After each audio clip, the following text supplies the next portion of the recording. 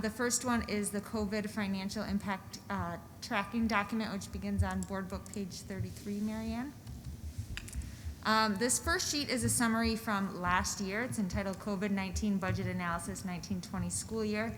I've presented this a few times, but as previously discussed, you'll see that there was a limited impact financially last year due to COVID because the district had received a majority of its property taxes prior to COVID-19 really impacting the school. But of more interest, on the next page, you'll find the COVID-19 budget analysis for the 2020-21 school year. This is a draft tracking document. It really will be most accurate at the end of the school year once we kind of see how things play out in some major categories such as real estate taxes on the revenue side, as well as we do anticipate receiving some additional CARES Act money, approximately $450,000, which will help offset the money that we don't anticipate collecting in real estate taxes, as well as some additional expenditures. As you can see, buildings and grounds, so far we've spent an additional $53,441. Primarily that's for cleaning supplies as well as PPE and various things for classrooms such as barriers, things of that nature.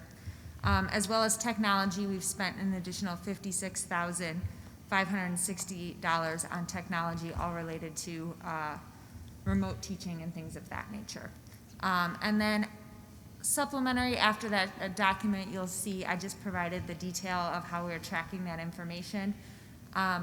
Anything that was purchased out of a department account is all under technology because all of their purchases related to COVID have been strictly for technology related things. So those are included in the technology tracking report.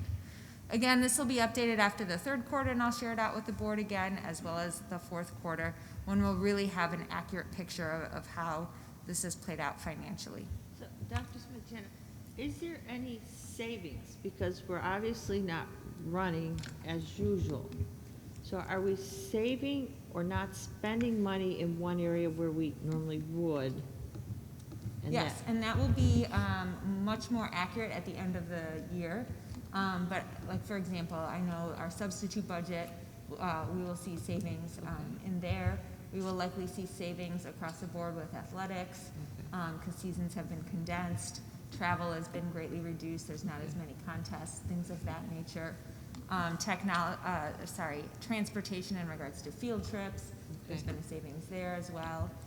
So there are certainly some savings, but then also on the revenue side, there are additional lost revenue in other areas as well, student fees, rentals, things of that, things of that nature. So that's why I say, like, I share this as an update, but I want to caution anyone who's looking at it, especially the board.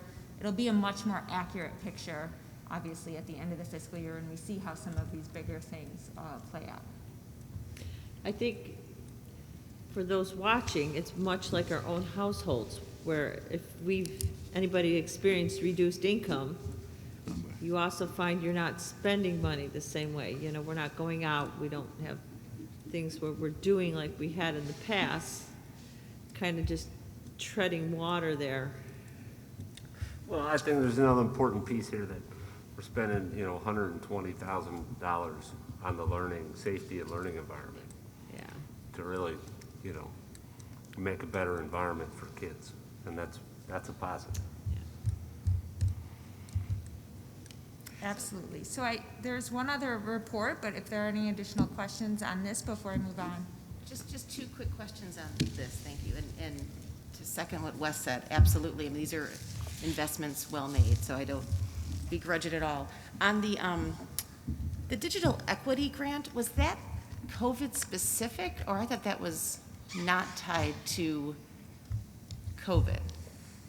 It wasn't necessarily COVID specific, but my understanding is it came about due to COVID, so you have to use it specifically to close the digital divide that schools are experiencing due to COVID and remote learning. And so schools got a portion of that based off of their Title I allocations, and then you had to use it specifically to close the digital divide. So primarily resources directly for students. So we used student Chromebooks as a, Okay. for that. No, and that makes sense. I just think we may want to talk about that or asterisk it when we get to the third quarter, if it really should be considered revenue COVID-specific, or would we have, I just think it's worth a discussion maybe at the finance meeting. Sure, yeah. Because it is Absolutely. substantial. And then my other question on the CARES funding, where's that passing through? That's not coming directly to the district, so how are we getting it? It's no different than our title grants, Okay. so it's on a reimbursement process. So we received the initial allocation. Once you spend that money for what you put in for the grant, then you can get reimbursed for that. So, for example, one of the things off the top of my head that's in that grant is last spring when we were providing lunches to any student who may need them, we were incurring a significant cost for that, and so the CARES Act allowed us to get reimbursed for that. That's great work, so thank you.